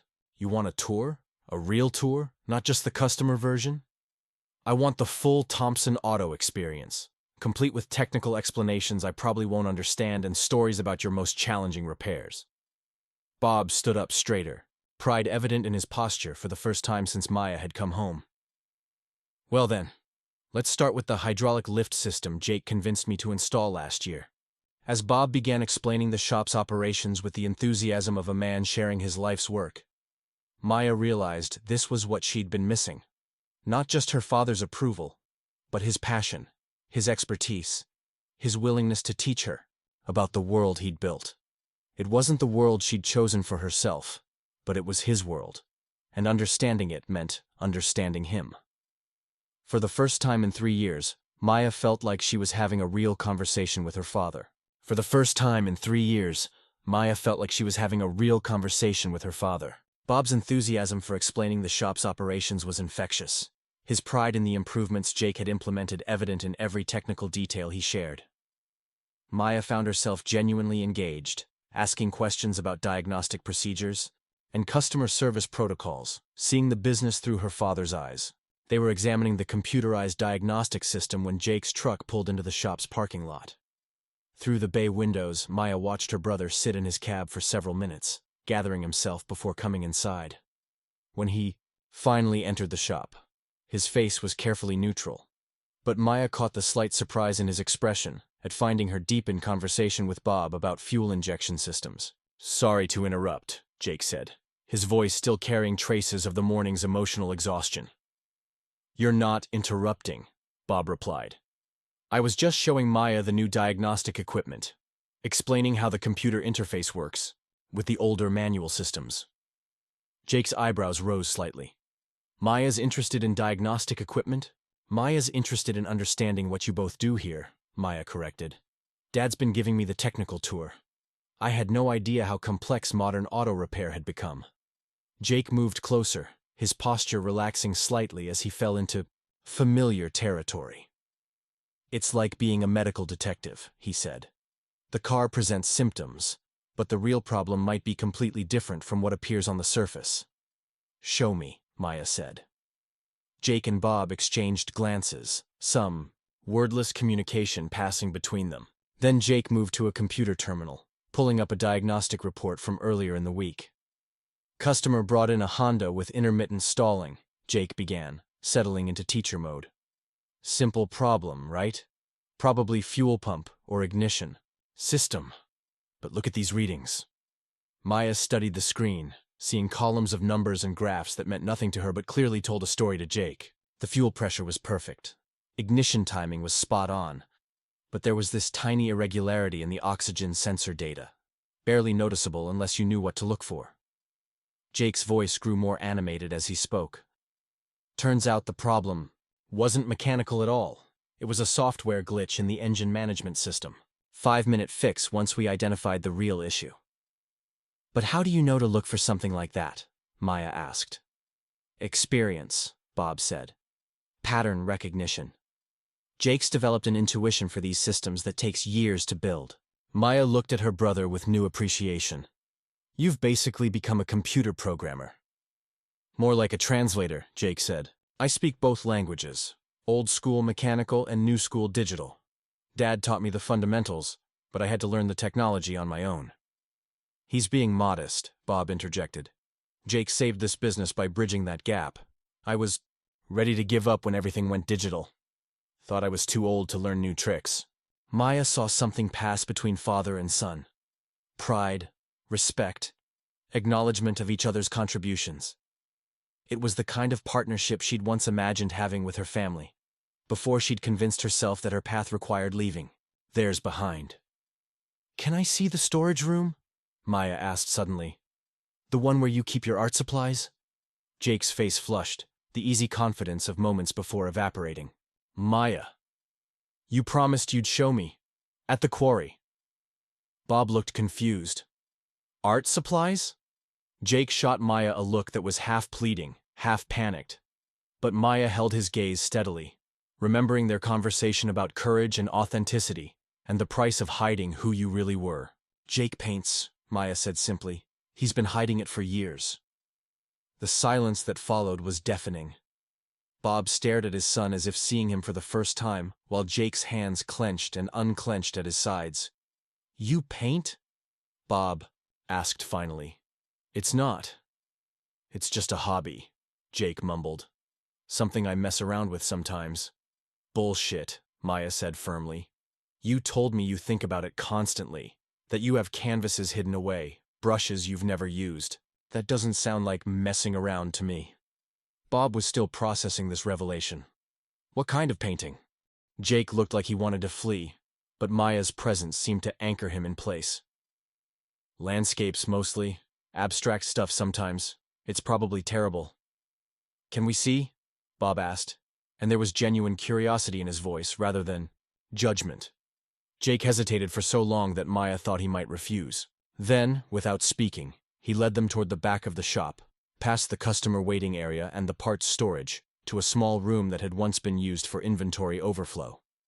The space had been transformed into something Maya hadn't expected. Not a makeshift studio, but a genuine artist's workshop. Natural light streamed through skylights Jake must have installed himself. Easels stood at various angles, some holding completed canvases, others supporting works in progress. Along one wall, shelves held organized rows of paint tubes, brushes, and other supplies. But it was the paintings themselves that made Maya's breath catch. They were extraordinary. Jake's work showed a mastery of color and composition that spoke of years of dedicated practice. A series of landscapes captured the rolling hills around their town with an almost photographic realism, but infused with emotional depth that made familiar places feel newly discovered. Abstract pieces explored themes of isolation and connection through bold strokes and complex layering techniques. Jesus, Jake, Maya breathed, moving closer to examine a painting of the old quarry. He'd captured not just the physical space, but the feeling of it. The sense of refuge and reflection that had drawn them both there in times of crisis. Bob stood frozen in the doorway, staring at his son's secret world with an expression Maya couldn't read. How long? Bob asked quietly. I started seriously about 5 years ago, Jake admitted. But I've been drawing and sketching since high school. 5 years, Bob repeated. And you never said anything. Jake's defensive posture returned. What was I supposed to say? That I was wasting time on art projects while the business was struggling? That I was more interested in painting than in car repair? Is that what you think this is? Bob gestured toward the canvases. A waste of time? Isn't it? Jake's voice carried years of internalized shame. It's not practical. It doesn't make money. It doesn't contribute to the family or the business or anything useful. Maya felt her heart break a little at the self-criticism in her brother's voice. She recognized it. The same internal dialogue that had driven her away from home. The fear that pursuing personal fulfillment was inherently selfish. Jake, Bob said slowly. These are incredible. Jake's head snapped up, surprise evident on his face. I mean it, Bob continued, stepping closer to examine the quarry painting. I had no idea you could do this. No idea you saw the world this way. You're not disappointed? Jake asked uncertainly. Disappointed? Bob's voice rose slightly. Why the hell would I be disappointed? You've got a gift. A real gift. Maya watched the interaction with growing understanding. Jake had inherited the same fear she'd carried. That pursuing art meant abandoning family responsibility. That creativity was somehow incompatible with the Thompson work ethic. But the business, Jake said. The practical stuff. The things that actually matter. This matters, Bob said firmly, gesturing toward the paintings. This matters because it matters to you. Because it's part of who you are. Jake's careful composure finally cracked. Tears spilled over as he sank onto a paint-splattered stool, overwhelmed by his father's unexpected acceptance. I was so afraid, Jake whispered. Afraid you'd think I was weak or selfish or ungrateful for everything you'd built here. Bob moved closer, placing a hand on his son's shoulder with the awkward tenderness of a man unaccustomed to emotional conversations. Listen to me, Bob said. The only thing that would disappoint me is if you stopped doing this because you thought it would make me happy. This business, this shop, I built it to give you and Maya options, not to trap you into one way of living. Maya felt tears threatening her own composure as she watched her father and brother navigate this moment of vulnerability and connection. It was the conversation she'd needed to have with Bob years ago, the acceptance she'd been too afraid to ask for. What if I wanted to do both? Jake asked hesitantly. Keep working here but also pursue the art more seriously? Maybe take some classes, enter some shows? Then we'd figure out how to make that work, Bob said without hesitation. Maybe hire another mechanic part-time, give you more flexibility, maybe set up a proper studio space instead of hiding everything back here. Jake looked at Maya, his expression vulnerable but hopeful. What do you think? Maya studied the paintings again, seeing in them the brothers she'd always known but had lost touch with. Sensitive, observant, capable of capturing beauty in unexpected places. I think you're more like... By the time Maya, Jake, and Bob returned to the house, the afternoon sun was casting long shadows across Linda's carefully tended lawn. The front porch light was already on, and Maya could see movement in the kitchen. Windows, Sam and Linda working together, their silhouettes moving in the domestic dance of meal preparation. Maya felt a flutter of anxiety as they approached the house. The morning's emotional breakthroughs with Jake and Bob had been profound, but she knew the real test would be how well these new understandings held up under the pressure of family dynamics. And there was still the matter of Sam's growing frustration with what she saw as the Thompson family's treatment of Maya. They found Sam and Linda in the kitchen, working side by side in a way that surprised Maya. Her girlfriend was chopping vegetables with the practiced efficiency of someone comfortable in kitchens, while Linda stirred something on the stove that smelled like her famous chicken and dumplings. There you are, Linda said, looking up with relief. Sam was just telling me about her photography work. Did you know she's been published in National Geographic? Maya blinked in surprise. Sam rarely mentioned her professional accomplishments, especially not to people she just met, but she seemed relaxed with Linda in a way that Maya hadn't expected. Just a few shots in a travel feature, Sam said modestly, glancing up at Maya with a smile. Your mom's been showing me family photo albums. You were an adorable kid, by the way. Emphasis on were, Jake said, earning a playful swat from Maya. But Bob wasn't participating in the light banter. Maya noticed him watching Sam with the careful attention he usually reserved for assessing potential employees or evaluating used cars. It wasn't hostile exactly, but it was intense enough to make Maya tense. Sam, Bob said suddenly, can I talk to you for a minute, outside? The kitchen fell silent. Linda's stirring slowed, and Jake shot Maya a concerned look. Sam, however, seemed completely unfazed. Of course, Sam said, wiping her hands on a dish towel. Lead the way. Maya started to follow, but Sam placed a gentle hand on her arm. It's okay, she said quietly. I've got this. They disappeared onto the back porch, leaving Maya pacing the kitchen, while Linda tried to maintain normalcy by focusing intensely on her cooking, and Jake pretended to read a magazine he'd picked up from the counter. What do you think they're talking about? Maya asked, peering through the window at the two figures on the porch. Knowing Dad, he's either giving her the protective father speech or trying to figure out if she's worthy of his daughter, Jake said. Could go either way. He doesn't have the right to interrogate her, Maya said, her protective instincts flaring. Sam didn't sign up for some kind of family tribunal. Honey, Linda said gently, your father's just trying to understand. He's been worried about you for years, wondering if you were happy, if you were with someone who treated you well. Now he finally gets to meet her. But he's probably asking invasive questions about our relationship, our plans, whether we're serious enough to meet his approval standards, Maya said, her anxiety building. Sam's been incredibly patient with all of us, and if Dad drives her away with some backward interrogation... Maya, Jake interrupted, look at them. Maya turned back to the window. Bob and Sam were sitting in the porch chairs, leaning forward, in animated conversation. Sam was gesturing as she spoke, Her body language relaxed and engaged. Bob was listening intently, occasionally nodding or asking questions. It didn't look like an interrogation at all. It looked like two people getting to know each other. After 20 minutes, they returned to the kitchen, both wearing expressions that Maya couldn't quite read. "Everything okay?" Maya asked, searching Sam's face for signs of distress or annoyance.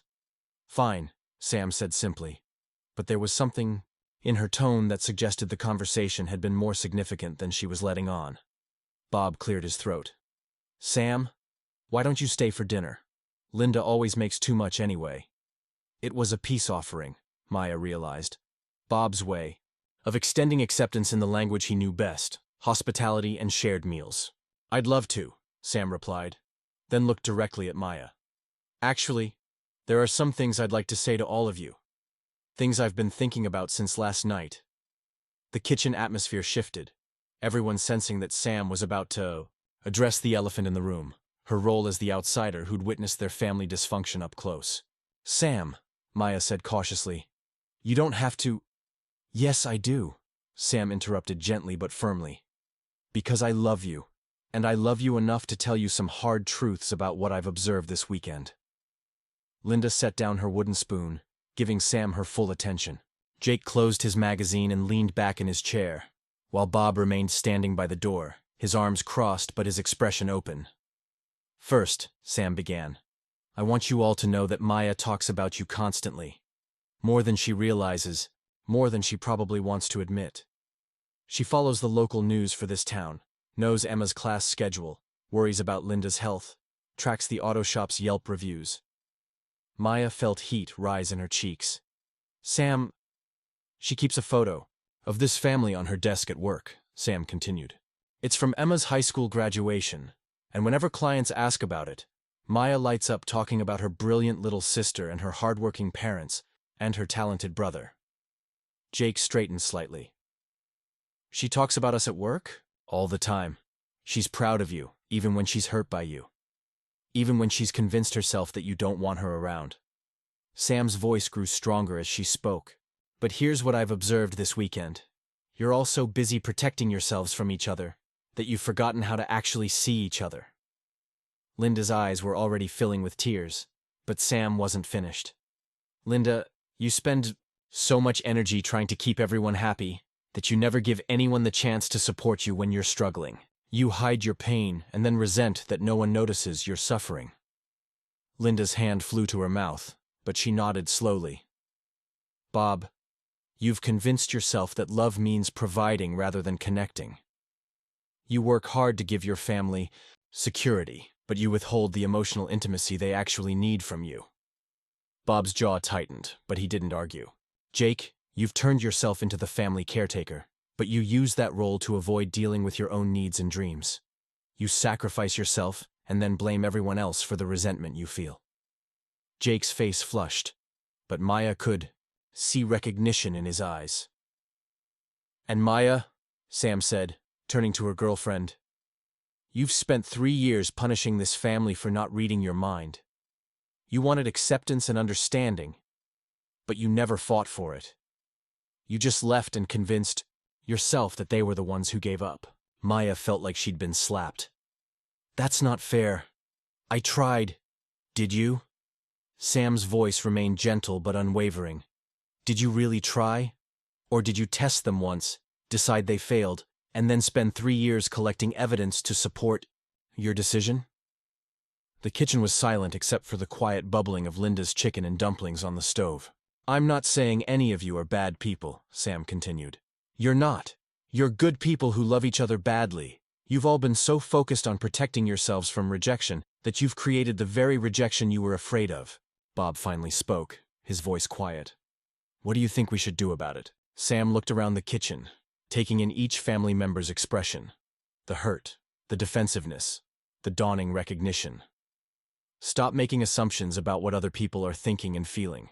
Start asking direct questions instead of trying to mind read. Stop protecting each other from truth, and start trusting each other to handle honesty."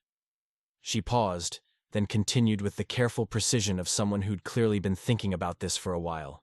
"Maya, Your family doesn't need you to be perfect or to hide the parts of yourself that make them uncomfortable. They need you to be real and present and willing to work through difficulty instead of running away from it. Maya felt tears threatening, but forced herself to listen. And the rest of you, Sam said, addressing Linda, Bob, and Jake, need to stop treating Maya like a guest who might leave at any moment. She's your daughter and sister. Act like it. Ask about her life. Share your own struggles. Treat her like someone whose opinion matters. Linda was crying openly now, but she managed to speak. We don't know how. We've been walking on eggshells for so long, we've forgotten how to have normal conversations. Then learn, Sam said simply. Practice. Make mistakes and apologize. And try again. But stop pretending that avoiding difficult conversations is the same as maintaining peace. Jake leaned forward in his chair. What if we try, and it doesn't work? What if we hurt each other more? Then you hurt each other more, Sam replied. But at least it will be honest hurt instead of this slow-motion abandonment you've all been doing. Bob moved closer to the kitchen table, his expression thoughtful.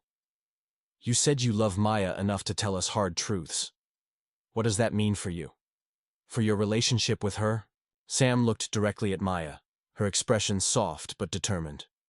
It means I'm not going to enable her fear anymore. I love her too much to watch her keep running away from people who love her imperfectly, instead of fighting for the relationships she actually wants. And if I can't stop running, Maya asked quietly, then I'll help you figure out why, Sam said. But I won't pretend that your family is the problem when the real problem is that you're all terrified of being vulnerable with each other. Maya felt something crack open inside her chest. Not the painful breaking of the night before, but a different kind of opening, like a door that had been locked for years finally swinging wide. What do you need from us? Bob asked Sam directly. To feel comfortable here? To feel welcome in this family? The question surprised everyone, including Sam. She was quiet for a moment, considering her answer carefully. I need you to see Maya clearly, she said finally. Not as the daughter who disappointed you or the sister who left, but as the woman she is now. Strong and creative, and loyal, and scared. I need you to love her enough to fight for her instead of just missing her. And I need Maya to see you clearly too, Sam added, looking around the room. Not as the family that rejected her, but as people who love her imperfectly and are trying to figure out how to do better. Linda stood up suddenly, moving around the table to pull Sam into a fierce hug. Thank you, Linda whispered, for loving her, for bringing her home, for making us face the truth. Sam hugged her back, and Maya saw something she hadn't expected. Her girlfriend and her mother connecting not just as people who both loved Maya, but as women who understood the particular challenge of loving someone who'd learned to protect themselves by leaving. Dinner's ready, Linda announced, wiping her eyes and returning to the stove. And this time, we're going to have a real conversation instead of tiptoeing around each other. As they gathered around the table for their second attempt at a family meal, Maya felt the difference immediately. The careful politeness was gone, replaced by something rawer but more genuine. It wasn't comfortable yet. Real intimacy never was. But it felt like the beginning of something honest. For the first time since coming home, Maya thought they might actually figure out how to be a family again. Bob was quiet for a moment, processing the implications of Jake's suggestion. Then he spoke with quiet conviction. The shop's front office could use some artwork, something that shows customers who the Thompson family really is. Maya stared at her father, hardly believing what she was hearing. 3 years ago he'd struggled to even acknowledge her sexuality in private conversations. Now he was suggesting they display a portrait of her and Sam in their family business. Are you sure about that, Dad? Maya asked carefully. Some customers might not be comfortable with. Then they can take their business elsewhere, Bob said firmly. I'm done pretending my daughter doesn't exist just to make other people comfortable. The words hit Maya like a physical force. She'd been preparing for gradual acceptance, for baby steps toward tolerance. She hadn't expected this complete reversal, this fierce protectiveness from a man who'd seemed embarrassed by her very existence just days before. Jake was watching their father with something approaching awe. Dad, that's really what you want. It's what I should have wanted 3 years ago, Bob replied. Better late than never. Maya felt the last of her carefully constructed walls crumble. For 3 years, she'd told herself that her family's love was conditional, that acceptance required her to hide essential parts of herself. But standing in this hidden studio, surrounded by Jake's secret artistic world and her father's unexpected support, she realized how much of their rejection she'd imagined, how much of her exile had been self-imposed. I have an idea, Maya said, suddenly. What if we organized a showing, right here in the shop? Jake's first official exhibition, with family and friends and community members. We could make it a celebration of art and family and the courage it takes to be authentic. Jake's eyes widened. You want to throw me an art show? I want to throw us an art show, Maya corrected. A celebration of who we really are when we stop hiding from each other. Bob was nodding slowly, his mechanic's mind already working through the logistics. We'd need to clear out the customer lounge, maybe rent some display panels, get some proper lighting installed. I know people who could help with that, Maya said. Event planners, lighting designers. And Sam's a photographer. She could document everything, maybe even display some of her own work alongside Jake's. This is crazy, Jake said, but his voice carried excitement rather than fear. The best ideas usually are, Maya replied. What do you say? Ready to stop hiding? You're light under a bushel? Jake looked around his secret studio one more time, then back at Maya and Bob. Yeah, he said, his voice growing stronger. Yeah, I'm ready. By the time Maya, Jake, and Bob returned to the house, the afternoon sun was casting long shadows across Linda's carefully tended lawn. The front porch light was already on, and Maya could see movement in the kitchen windows, Sam and Linda working together, their silhouettes moving in the domestic dance of meal preparation. Maya felt a flutter of anxiety as they approached the house. The morning's emotional breakthroughs with Jake and Bob had been profound, but she knew the real test would be how well these new understandings held up under the pressure of family dynamics. And there was still the matter of Sam's growing frustration with what she saw as the Thompson family's treatment of Maya. They found Sam and Linda in the kitchen, working side by side in a way that surprised Maya. Her girlfriend was chopping vegetables with the practiced efficiency of someone comfortable in kitchens, while Linda stirred something on the stove that smelled like her famous chicken and dumplings. There you are, Linda said, looking up with relief. Sam was just telling me about her photography work. Did you know she's been published in National Geographic? Maya blinked in surprise. Sam rarely mentioned her professional accomplishments, especially not to people she'd just met, but she seemed relaxed with Linda in a way that Maya hadn't expected. Just a few shots in a travel feature, Sam said modestly, glancing up at Maya with a smile. Your mom's been showing me family photo albums. You were an adorable kid, by the way. Emphasis on were, Jake said, earning a playful swat from Maya. But Bob wasn't participating in the light banter. Maya noticed him watching Sam with the careful attention he usually reserved for assessing potential employees or evaluating used cars. It wasn't hostile exactly, but it was intense enough to make Maya tense. Sam, Bob said suddenly, can I talk to you for a minute? Outside? The kitchen fell silent. Linda's stirring slowed, and Jake shot Maya a concerned look. Sam, however, seemed completely unfazed. Of course, Sam said, wiping her hands on a dish towel. Lead the way. Maya started to follow, but Sam placed a gentle hand on her arm. It's okay, she said quietly. I've got this. They disappeared onto the back porch, leaving Maya pacing the kitchen while Linda tried to maintain normalcy by focusing intensely on her cooking, and Jake pretended to read a magazine he'd picked up from the counter. What do you think they're talking about? Maya asked, peering through the window at the two figures on the porch. Knowing Dad, he's either giving her the protective father speech or trying to figure out if she's worthy of his daughter, Jake said. Could go either way.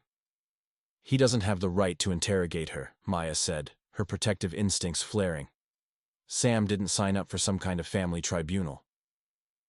Honey, Linda said gently, your father's just trying to understand.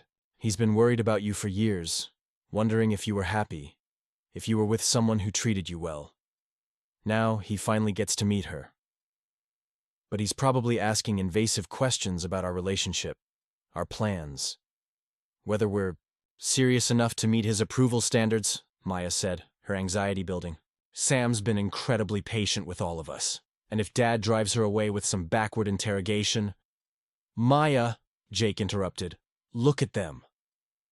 Maya turned back to the window.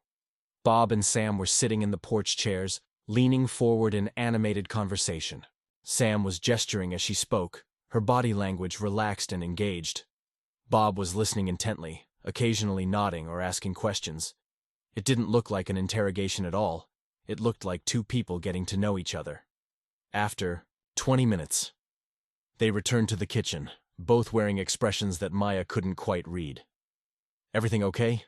Maya asked, searching Sam's face for signs of distress or annoyance. Fine, Sam said simply. But there was something in her tone that suggested the conversation had been more significant than she was letting on. Bob cleared his throat. Sam, why don't you stay for dinner? Linda always makes too much anyway. It was a peace offering, Maya realized. Bob's way of extending acceptance in the language he knew best, hospitality and shared meals. I'd love to, Sam replied, then looked directly at Maya. Actually, there are some things I'd like to say to all of you.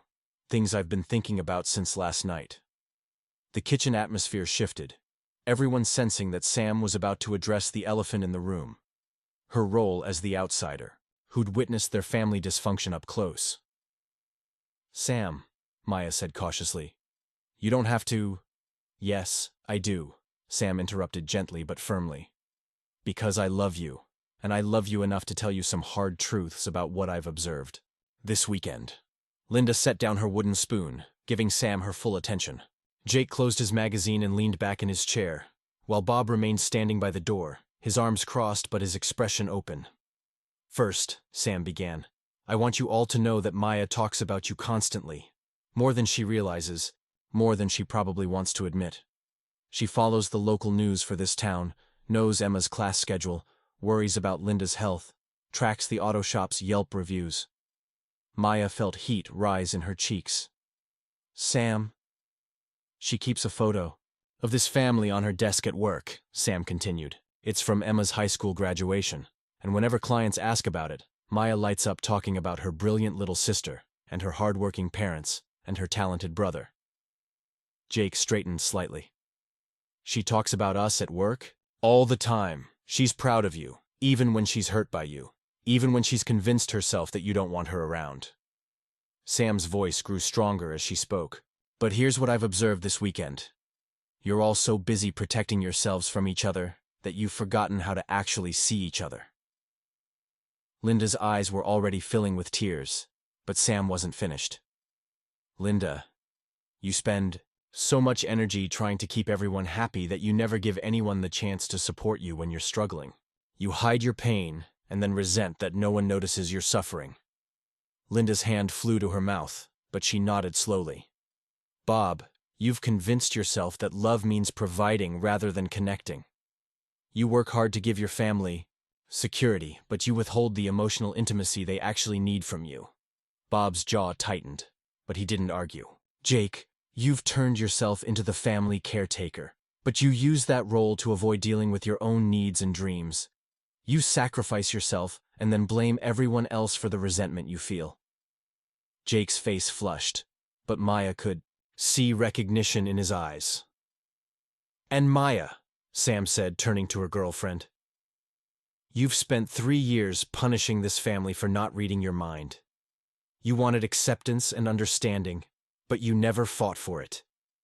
You just left and convinced yourself that they were the ones who gave up.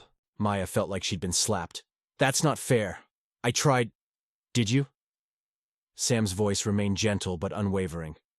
Did you really try?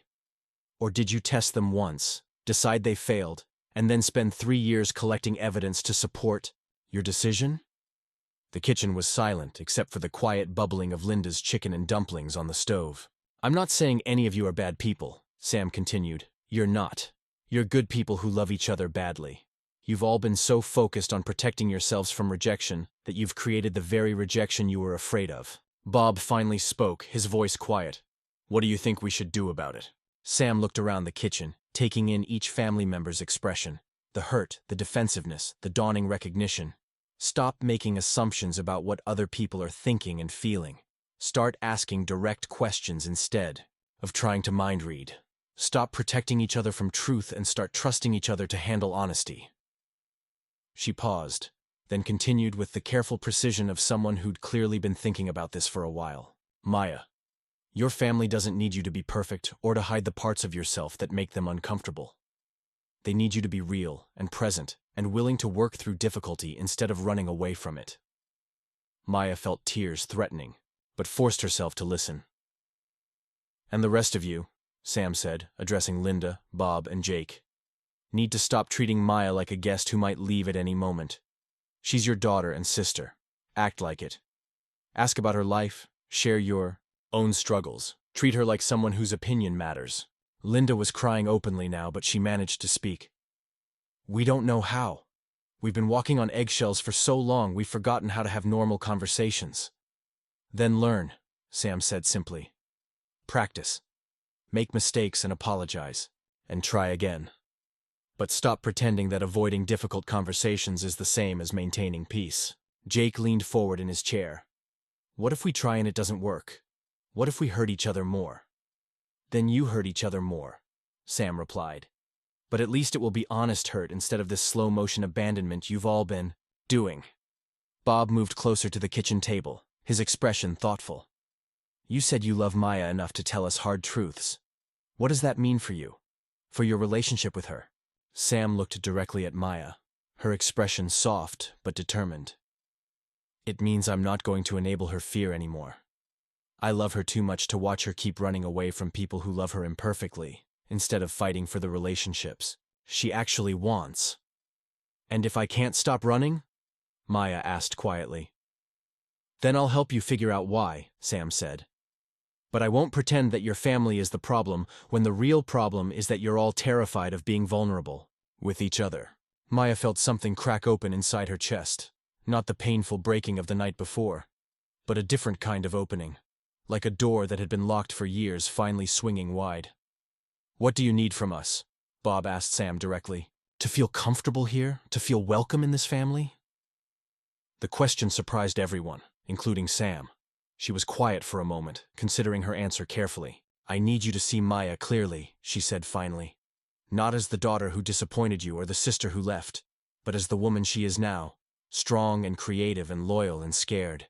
I need you to love her enough to fight for her instead of just missing her. And I need Maya to see you clearly too, Sam added, looking around the room. Not as the family that rejected her, but as people who love her imperfectly and are trying to figure out how to do better. Linda stood up suddenly, moving around the table to pull Sam into a fierce hug. Thank you, Linda whispered. For loving her, for bringing her home, for making us face the truth. Sam hugged her back, and Maya saw something she hadn't expected. Her girlfriend and her mother connecting not just as people who both loved Maya, but as women who understood the particular challenge of loving someone who'd learned to protect themselves by leaving. Up next, you've got 2 more standout stories right on your screen. If this one hit the mark, you won't want to pass these up. Just click and check them out. And don't forget to subscribe and turn on the notification bell so you don't miss any upload from us.